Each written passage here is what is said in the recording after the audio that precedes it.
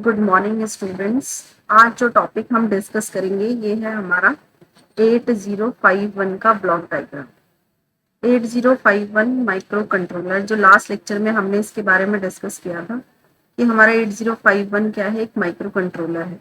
Difference क्या है micro controller और माइक्रो प्रोसेसर में, कि माइक्रो प्रोसेसर हमारी वेरियस टास्क परफॉर्म करता है, बट माइक्रो कंट्रोलर एक स्पेसिफिक टास्क परफॉर्म करता है। जैसे हमारे फोन है, कंप्यूटर्स है, इन सब में हमारा क्या है, माइक्रो प्रोसेसर है। क्योंकि कंप्यूटर पे हम ऑडियो भी देखते हैं, वीडियो भी देखते हैं, हम वर्ड डॉक्यूमेंट भी करते हैं, एक्सेल भी करते हैं, हमारे फोन में हम व्हाट्सएप भी करते हैं, फेसबुक भी करते हैं, इंस्टा भी करते हैं, हम उसमें मूवी भी देख सकते हैं, फोटो भी ले सकते हैं, कॉल भी पिक कर सकते हैं। तो ये हमारा फोन क्या कर रहा है, मल्टीपल टास्क परफॉर्म कर रहा है।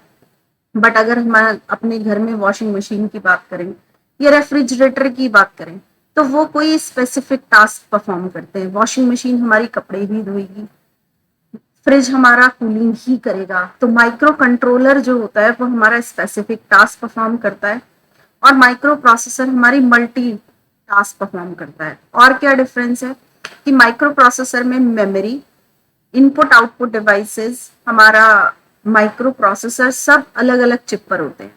बट माइक्रो कंट्रोलर में मेमोरी, सीपीयू यानी कि माइक्रो प्रोसेसर और पेरिफेरल्स, टाइमर सब सिंगल चिप पर माउंट होते हैं। That is called the micro controller. तो ये हमारा माइक्रो कंट्रोलर का ब्लॉक डायग्राम है जो हमें स्क्रीन पर शो हो रहा है। इसमें सबसे पहले है हमारी अर्थमेटिक लॉजिक यूनिट यानी कि ALU। What is ALU? क्या परफॉर्म, ALU क्या होता है? जितने भी हमारे अर्थमेटिक एंड लॉजिकल ऑपरेशंस होते हैं इसमें हमारा ये क्या है, ALU। ALU का क्या मतलब होता है? ALU arithmetic logical operation. Arithmetic logical operation जो भी हमारे एडिशन, सब्ट्रैक्शन, मल्टीप्लिकेशन, डिवीजन या हमारे लॉजिकल ऑपरेशंस क्या होते हैं, एंड और नॉट, इन सबको कौन परफॉर्म करता है? हमारा ALU। फिर ये है A और B। What is A and what is B? ये है हमारे रजिस्टर्स, जो हमारे कंट्रोलर के अपने रजिस्टर हैं। अगर सपोज आपको क्या करना है, एडिशन करना है, आपको A प्लस बी, या मैं ये कहूँ आपको 43H और 20H प्लस 20H, अगर आपको एडिशन करना है तो एडिशन के लिए आपको क्या चाहिए, आपके पास दो ऑपरेंड्स होने चाहिए। तो फर्स्ट ऑपरेंड सपोज हमारा है 43H और सेकेंड ऑपरेंड है हमारा 20H। यानी जब भी ये 43H या 20H हमें कहाँ से मिलेंगे, किसी भी इनपुट डिवाइस से मिलेंगे या मेमोरी से मिलेंगे। तो एडिशन का काम कौन करता है? ये स्पेसिफिक ब्लॉक करता है, दैट इज ALU। तो ये जो 43H है, this is our first operand. 20H क्या है? हमारा सेकेंड ऑपरेंड। तो फर्स्ट ऑपरेंड हमारा ऑलवेज अवेलेबल होता है इस A रजिस्टर में, सेकेंड ऑपरेंड आता है B रजिस्टर में, फिर ये दोनों ऑपरेंड जाते हैं इस ALU के पास।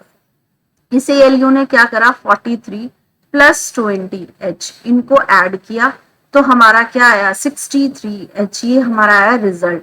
ये डेटा वो किसको देगा, इस PSW को। PSW का क्या काम होता है, प्रोग्राम स्टेटस वर्ड। ये बताता है कि हमारा जो भी रिजल्ट आया है उस रिजल्ट का स्टेटस क्या है। रिजल्ट के स्टेटस को बताता है प्रोग्राम स्टेटस वर्ड। तो जो भी हमारा इस ये वाला जो पार्ट है, हम इसे ये कह सकते हैं कि ये क्या है, हमारा माइक्रो प्रोसेसर का पार्ट है। This is your micro processor. ये हम कह सकते हैं ये क्या है, हमारी मेमोरी। ये हमारी मेमोरी का पार्ट है। और ये क्या है, हमारे इनपुट आउटपुट पोर्ट्स यानी कि पेरिफेरल्स। तो इस डायग्राम से भी हमें क्लियरली मेंशन हो रहा है, क्लियरली दिख रहा है कि माइक्रो कंट्रोलर में प्रोसेसर, मेमोरी और पेरिफेरल्स सिंगल चिप पर माउंट है। ठीक है, तो हमने क्या करा, सपोज हमें क्या करना है, दो डेटा है हमारे पास, दो ऑपरेंड है, उनको हमें ऐड करना है। तो फर्स्ट ऑपरेंड हमारा इस A रजिस्टर में प्रेजेंट होगा, सेकंड ऑपरेंड हमारा B रजिस्टर में प्रेजेंट होगा। ये दोनों किसके पास जाएंगे, ALU के पास। ALU क्या करेगा, उन्हें रिजल्ट को परफॉर्म करके स्टेटस किसको देगा, इस PSW को। इसके बाद ये क्या है, हमारी मेमोरी, जिसमें हमारी मेमोरी भी कितने टाइप्स की है, 2 टाइप्स की। एक है हमारी रैम एंड एक है हमारी ROM. RAM and ROM both are the memories, but what is the difference between RAM and ROM? ROM को हम कहते हैं कि रोम क्या है, हमारी प्रोग्राम मेमोरी। क्योंकि रोम में हमारा क्या होता है,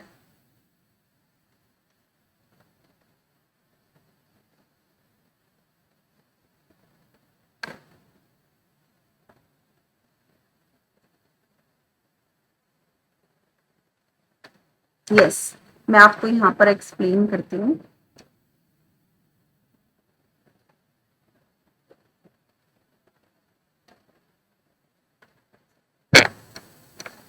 रोम, रोम को हम क्या कहते हैं, रीड ऑनली मेमोरी।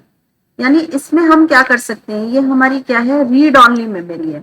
यानी इसमें सिर्फ हम क्या कर सकते हैं, रीड कर सकते हैं, कोई भी डेटा हम राइट नहीं कर सकते। यानी डेटा राइट नहीं कर सकते। जैसे कि हमारा, अगर सपोज हमने अपना फोन की बात करें, तो फोन के जो भी फीचर्स हैं, जो भी एप्लीकेशंस हैं, वो एप्लीकेशन हम चेंज नहीं कर सकते। यानी उसका एक अपना स्पेसिफिक प्रोग्राम है। वो प्रोग्राम हमारा कहाँ पर सेव होता है, प्रोग्राम भी तो उसमें इनबिल्ट है। यानी उसे सेव करने के लिए हमें क्या चाहिए, मेमोरी चाहिए। तो कौन सी मेमोरी में सेव होता है, वो रोम में। तो हम क्या कह सकते हैं कि रोम हमारी क्या है, रोम हमारी प्रोग्राम मेमोरी है। क्योंकि जो भी प्रोग्राम है वो कहाँ सेव होते हैं, हमारी मेमोरी में, क्योंकि हमारे प्रोग्राम हमने बनाए और उसमें कर दिए। फिर उसके बाद है हमारी रैम। रैम क्या होती है, हमारी डेटा मेमोरी। यानी जो भी डेटा है, डेटा क्या होता रहता है, हमारा चेंज होता रहता है। आज हम किसी को कॉल कर रहे हैं, कल हम किसी को कॉल करेंगे, तो हमारे व्हाट्सएप मैसेजेस वगैरह, नोटिफिकेशंस है, वो आते रहते हैं। उन्हें आप डिलीट भी कर सकते हो, न्यू मैसेज भी आप कर सकते हो। तो वो क्या है, हमारा डेटा।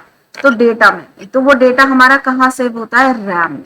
तो ये क्या था हमारा रैम एंड रोम। हमारी मेमोरी टू टाइप्स की होती है, एक होती है हमारी रैम मेमोरी, एक होती है हमारी रोम मेमोरी। रैम क्या मेमोरी हमारी होती है, डेटा मेमोरी, और रोम होती है हमारी प्रोग्राम मेमोरी।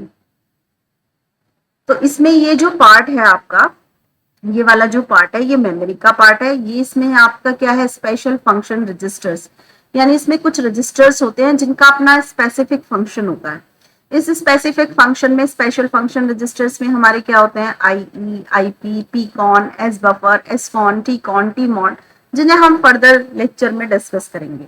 तो ये हमारे स्पेशल फंक्शन रजिस्टर हो गए। रैम में हमारे क्या होते हैं, रजिस्टर बैंक होते हैं, जिनके अंदर ये रजिस्टर्स होते हैं। ये हमारा क्या है, इंटरप्ट और टाइमर्स का पार्ट हो गया। ये हमारे 4 पोर्ट्स है। 8051 माइक्रो कंट्रोलर में हमारे पास 4 पोर्ट्स होते हैं, port 0, port 1, port 2 and port 3। In ports को हम इनपुट आउटपुट पोर्ट्स कहते हैं। यानी किसी भी पोर्ट को हम as a input port use कर सकते हैं, किसी भी पोर्ट को हम as a output port use कर सकते हैं। यानी किसी भी पोर्ट से हम डेटा ले सकते हैं और किसी भी आउटपुट पोर्ट पे हम डेटा सेंड कर सकते हैं। But in as a input output port के साथ साथ और भी इनके मल्टीपल फंक्शंस हैं। जैसे आपका पोर्ट 0 है, पोर्ट 0 को आप इनपुट आउटपुट पोर्ट की तरह तो यूज कर ही सकते हैं, एज वेल एज आप इस पे अपना एड्रेस सेंड कर सकते हैं, अपना डेटा सेंड कर सकते हैं। ये जो आपका पोर्ट 1 है, ये पोर्ट 1 डेडिकेटेडली आपका क्या होता है, इनपुट आउटपुट पोर्ट। यानी पोर्ट 1 पे को आप एज अ इनपुट या आउटपुट पोर्ट ही यूज कर सकते हो और इस पर कोई स्पेसिफिक फंक्शन नहीं हो सकता। बट पोर्ट 0 को as a input output port के साथ साथ आप उस पर एड्रेस भी सेंड कर सकते हो, डेटा भी सेंड कर सकते हो। ऐसे ही है आपका पोर्ट 2। पोर्ट 2 को हम as a input output port तो यूज करते ही करते हैं, एज वेल एज हम उस पर क्या सेंड करते हैं, अपना higher order address. Port 3, port 3 को हम as a input output port भी यूज करते हैं, एज वेल एज इंटरप्ट्स की तरह भी यूज कर सकते हैं, काउंटर्स की तरह भी यूज कर सकते हैं, सीरियल डेटा भी इस पर हम दे सकते हैं, रीड राइट ऑपरेशंस भी हम कर सकते हैं। तो ये था हमारा 8051 माइक्रो कंट्रोलर का ब्लॉक डायग्राम। ये इसका एक ऑल्टरनेटिव ब्लॉक डायग्राम है। इसमें आपको क्लियरली दिख रहा होगा कि ये हमारा इंटरप्ट सेक्शन है। इसमें जो मैंने लास्ट लेक्चर में आपको बताया था कि हमारी जो मेमोरी है, दैट इज योर रोम। हर मेमोरी, जैसे आप फोन लेने भी जाते हो, आप कोई लैपटॉप भी खरीदते हो, तो उसमें मेमोरी का जो साइज होता है वो फिक्स होता है कि भाई 4 GB रैम है या 4 GB रोम है, जो भी मेमोरी का साइज है वो फिक्स है। ऐसे ही 8051 माइक्रो कंट्रोलर में जो मेमोरी है उसका भी अपना साइज फिक्स है। इसमें क्या साइज होता है, रोम का जो साइज होता है दैट इज 4K, यानी कि 4 KB, यानी कि 4 किलो बाइट, 4 KB की आप इसमें रोम यूज कर सकते हो इंटरनल। ये किसकी बात कर रहे हैं, ऐसा नहीं है जैसे हम पहले क्या करते थे कि अपने फोन के साथ साथ जो फोन की मेमोरी होती थी उसके बाद हम मेमोरी कार्ड भी लगा लिया करते थे अपनी मेमोरी को एक्सटेंड करने के लिए। एक एक्सटर्नल मेमोरी सोर्स यूज करते थे जो हमारा क्या होता था, मेमोरी कार्ड। अब तो फोन की इतनी इनफ मेमोरी होती है कि हमें सिर्फ मेमोरी कार्ड की नीड ही नहीं होती है। फोन की अपनी खुद की इतनी मेमोरी होती है कि उसी में हमारा डेटा सेव होता रहता है। पहले हम क्या यूज करते थे, मेमोरी कार्ड इंटरनल मेमोरी के साथ साथ। तो जो ये 4 KB मैं आपको बता रही हूँ ये 8051 की इंटरनल मेमोरी का साइज है। इंटरनली इसमें कितनी होती है, 4 KB की रोम होती है और 1 KB की क्या होती है, रैम होती है। एक्सटर्नली भी आप रैम और रोम इसके साथ यूज कर सकते हो।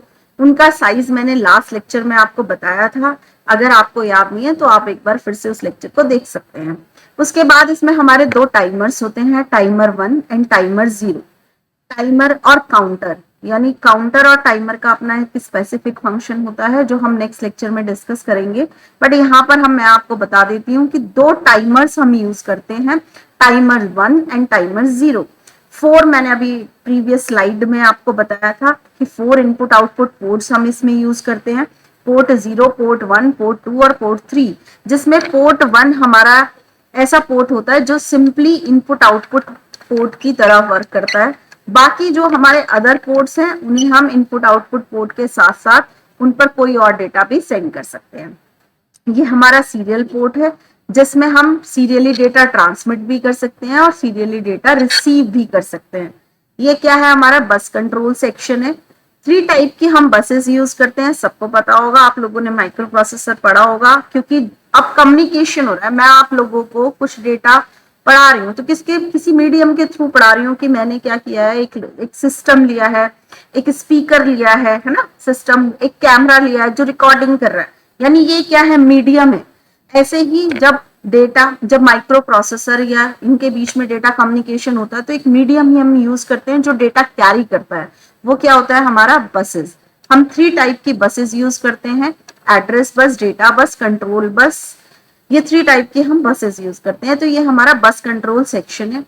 ये हमारा क्या है, माइक्रो प्रोसेसर यूनिट, जिसे हम क्या और बोलते हैं, सीपीयू। और ये है हमारा ऑसिलेटर जो हमारी फ्रीक्वेंसी जनरेट करता है।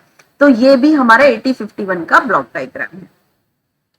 इसके बाद अब एक एक ब्लॉक का फंक्शन फटाफट से देख लेते हैं। 8051 is a micro controller, this means it has an internal processor.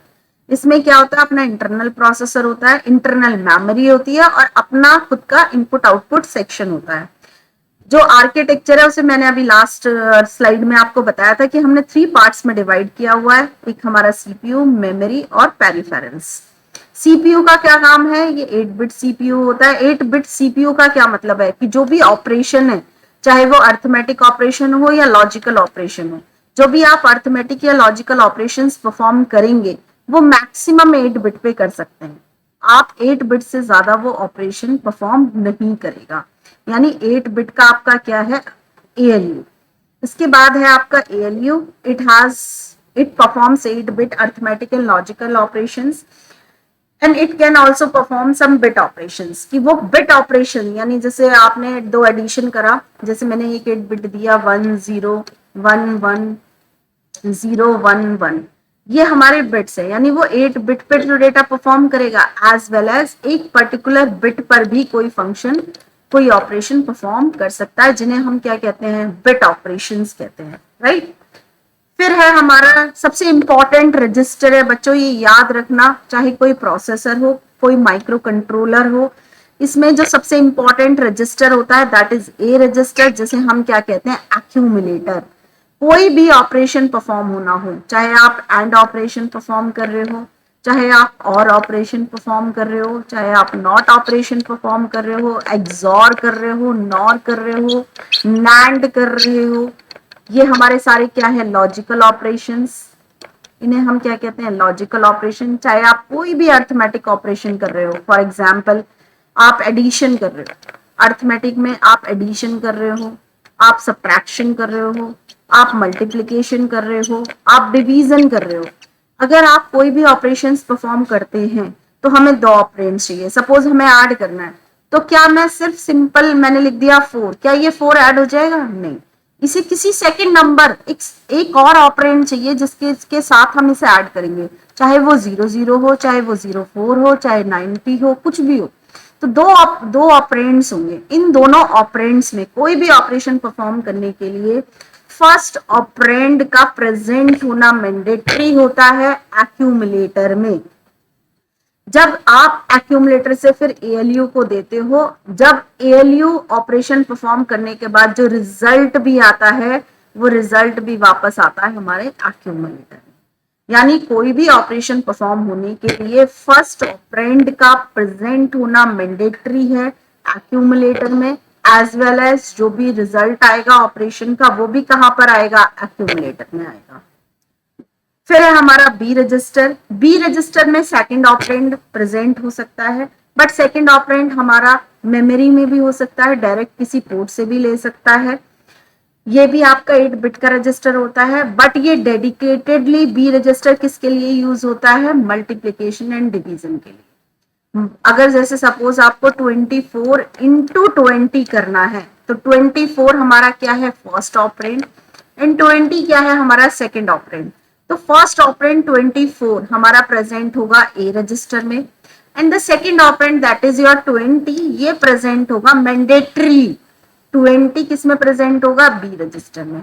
अगर आपको 30 को डिवाइड करना है 15 से, तो ये 30 is your first operand, 15 is your second, तो 30 प्रेजेंट होगा हमारा ए में और 15 प्रेजेंट होगा मैंडेटरीली बी रजिस्टर में। तो ये डेडिकेटेडली बी रजिस्टर का ये फंक्शन होता है कि कोई सेकंड ऑपरेंड इसमें प्रेजेंट हो सकता है, बट डेडिकेटेडली मक्स और डिवीजन के केस में, मल्टीप्लिकेशन और डिवीजन के केस में सेकंड ऑपरेंड इसमें प्रेजेंट होना मैंडेटरी होता है। उसके बाद है इसमें प्रोग्राम काउंटर, बड़ा इंपॉर्टेंट रजिस्टर है। कितने बिट का रजिस्टर है? ये 16 बिट का रजिस्टर है। It holds address of the next instruction in the program memory. जब भी कोई प्रोग्राम एग्जीक्यूट होता है, तो वो प्रोग्राम एग्जीक्यूट होता है, what is program? A group of instructions. A group of instructions is called as program. तो ग्रुप ऑफ इंस्ट्रक्शंस में बहुत सारी इंस्ट्रक्शंस है, वो इंस्ट्रक्शंस हमारी कहाँ सेव होती है? मेमोरी में सेव होती है, और प्रोग्राम हमारा कहाँ सेव होता है? रोम में। तो वो इंस्ट्रक्शंस इस मेमोरी में सेव होती है। मेमोरी में क्या होते हैं? हमारे रजिस्टर्स होते हैं। इन रजिस्टर्स में हमारी जब इंस्ट्रक्शन सेव होती हैं, तो इन रजिस्टर्स को हम क्या करते हैं? कि एड्रेस असाइन कर देते हैं। तो जो भी नेक्स्ट इंस्ट्रक्शन एग्जीक्यूट होती है उसका एड्रेस कौन होल्ड करता है? हमारा प्रोग्राम काउंटर। जैसे ही फर्स्ट इंस्ट्रक्शन एग्जीक्यूट होगी, पीसी ऑटोमेटिकली क्या होता रहेगा? आपका इंक्रीमेंट होता रहेगा। That's why make the program move ahead in a sequential manner। इसीलिए हम क्या करते हैं कि भाई sequential manner, यानी 4001 पर अगर फर्स्ट ऑपरेंड है तो 4002, 4003 सीक्वेंशली हमारा क्या रहे? प्रोग्राम सेव रहे। अगर हमारे ब्रांच ऑपरेशंस होते हैं, अगर ब्रांच ऑपरेशंस में क्या होता है कि हमारा जो ये ऑर्डर है, जो सीक्वेंस है, वो चेंज हो जाता है, हम जंप कर जाते हैं, नया एड्रेस आता है, तो फिर अगेन हम इस न्यू एड्रेस को लोड करते हैं पीसी में, क्योंकि इंस्ट्रक्शन वही एग्जीक्यूट होगी जिसका एड्रेस किसके पास होगा? पीसी के पास। फिर है आपका DPTR, that is your data pointer register. बड़ा इंपॉर्टेंट रजिस्टर है। इसका स्पेसिफिक फंक्शन क्या है कि ये 16 बिट का रजिस्टर है, ये भी एड्रेस होल्ड करता है किसका? डेटा मेमोरी का। जो ये हमारा पीसी है, ये किसका एड्रेस होल्ड कर रहा है? रोम का। जो डीपीटीआर है वो किसका एड्रेस होल्ड करता है? रैम का। डीपीटीआर को भी हम दो पार्ट्स में डिवाइड करते हैं, डीपीटीआर हायर और DPTR lower. It is typically used by the programmer. ये हमारे थ्रू यूज होता है। जो ये जो प्रोग्राम काउंटर है, इसे हम यूज नहीं करते, इसे प्रोसेसर यूज करता है, हम नहीं यूज कर सकते। लेकिन जो ये डीपीटीआर है, हम एज अ प्रोग्रामर हम लोग इसे यूज कर सकते हैं। It can also be used as pointer to a lookup table in ROM. जब हम इंस्ट्रक्शन सेट पढ़ेंगे तो हम इसको डिटेल में पढ़ेंगे। Next is your stack pointer. ये भी क्या है? हमारा एक 8 बिट रजिस्टर होता है। ये क्या होल्ड करता है? It contain address of the top of the stack. Stack के टॉप को क्या होता है? स्टैक क्या होता है? आप लोगों ने देखा होगा, हमारा फोन है, हमारे फोन में मेमोरी है 2 टाइप्स की, एक होती है हमारी रैम और एक होती है हमारी रोम। रैम क्या होती है? हमारी डेटा मेमोरी। रोम क्या होती है? हमारी प्रोग्राम मेमोरी। अब आपने देखा होगा कि हमारे फोन में जो टेक्स्ट मैसेजेस आते हैं, चाहे व्हाट्सएप के भी मैसेज हो, टेक्स्ट मैसेज हो, या आपके फेसबुक का कोई भी नोटिफिकेशन हो, तो आप ये देखते हैं कि मैसेज सेव कैसे होते हैं कि जो पहला मैसेज आया, अगर फर्स्ट मैसेज आया, सेकंड आया, थर्ड आया, फोर्थ आया, तो जब भी आपका जो लास्ट मैसेज होगा आप पहले उसे ओपन कर सकते हैं, आप फर्स्ट मैसेज को ओपन नहीं कर सकते। पहले आपका क्या होगा, जो लास्ट मैसेज है वो ओपन होगा, फिर नेक्स्ट। यानी कि जो भी हमारे मैसेजेस होते हैं रैम में, वो किस फॉर्म में? स्टैक में, एक के ऊपर एक के ऊपर एक के ऊपर एक मैसेज, ऐसे। यानी कि जैसे आप बुक्स भी अरेंज करते हैं, तो एक बुक के ऊपर जो फर्स्ट बुक होती है, फिर उसके ऊपर आपने सेकंड रखी, थर्ड रखी, फोर्थ रखी। यानी आपको अगर फर्स्ट बुक को रीड करना है तो पहले आप फोर को हटाओगे, फिर थ्री को, फिर टू को, फिर लास्ट में आपको मिलेगी। यानी स्टैक हमारा किस प्रिंसिपल पर वर्क करता है? लास्ट इन फर्स्ट आउट के प्रिंसिपल पर वर्क करता है। तो ये स्टैक पॉइंटर क्या करता है? इस स्टैक मेमोरी का जो टॉप ऑफ द स्टैक है उसके एड्रेस को होल्ड करता है। इंटरनल जो रैम का साइज मैंने आपको बताया था वो था हमारा 128 बाइट्स। इन 28 बाइट्स को रीड करने के लिए हम एक एड्रेस रेंज देते हैं जो होती है आपकी 00h से 7fh। ये स्टैक पॉइंटर भी 8 बिट का है। पुश एंड पॉप में हम इसे इंक्रीमेंट या डिक्रीमेंट करते हैं। इसके बाद है आपका program status word, that is your PSW. PSW भी हमारा 8 बिट रजिस्टर होता है। जैसे मैंने आपको बताया कि आफ्टर द एएलयू जैसे रिजल्ट आएगा उसका स्टेटस कौन होल्ड करेगा, उस रिजल्ट के स्टेटस को कौन होल्ड करता है? This PSW. इसे हम और क्या कहते हैं? हम फ्लैग भी कहते हैं। कि जैसे सपोज आपने एडिशन करा, आपने 43 और 93 कुछ ऐड करा, तो हो सकता है आपका कोई कैरी जनरेट हुआ हो। अगर आप 20 में से 24 को सब्ट्रैक्ट करते हैं, यानी स्मॉल नंबर से अगर आप लार्जर नंबर को सब्ट्रैक्ट करते हैं, तो आपको बोरो लेना पड़ेगा, यानी यू नीड अ बोरो। तो हो सकता है कैरी जनरेट हो सकता है बोरो आया हो। तो यानी कि उस रिजल्ट के स्टेटस को बताता है कि हाँ, इस रिजल्ट में कोई कैरी जनरेट हुआ है या कोई बोरो आया है, या इसमें ऑक्सिलरी कैरी सेट है, like that. They are change by the ALU. किसके थ्रू? यानी एएलयू ही तो हमारे ऑपरेशंस परफॉर्म करता है। जैसे ही एएलयू ऑपरेशन परफॉर्म करके रिजल्ट देगा, किसको देता है? एक्यूमुलेटर को। और उसका स्टेटस किसको देता है? पीएसडब्ल्यू को। तो the flag can also B change by the programmer. Programmer भी, हम लोग भी अपने फ्लैग को चेंज कर सकते हैं। ये बिट एड्रेसेबल है, यानी इसकी पर्टिकुलर बिट को आप एड्रेस असाइन कर सकते हो। पर्टिकुलर किसी भी बिट को सेट या रीसेट कर सकते हो। सेट का मतलब क्या है? 1। अगर हमने कहा 1, इसका मतलब वो क्या है? हमारी सेट। और अगर हमने कहा 0, इसका मतलब वो क्या है? हमारी रीसेट, इनएक्टिव है। Thanks for today. ये बच्चों आप लोगों का 8051 माइक्रो कंट्रोलर का ब्लॉक डायग्राम था। नेक्स्ट लेक्चर में ये देखिए, हमने आज इसका ब्लॉक डायग्राम पढ़ा। मैं एक बार फिर से रिपीट कर देती हूँ कि 8051 क्या है? आपका एक माइक्रो कंट्रोलर है। माइक्रो कंट्रोलर में मेमोरी, माइक्रो प्रोसेसर और पेरिफेरल्स एक सिंगल चिप पर माउंट होती हैं। हर एक ब्लॉक का अपना एक स्पेसिफिक फंक्शन होता है जो हमने इस क्लास में डिस्कस किया है। नेक्स्ट क्लास में हम 8051 माइक्रो कंट्रोलर के ब्लॉक डायग्राम नहीं, पिन डायग्राम को डिस्कस करेंगे। चलिए, थैंक्स फॉर टुडे।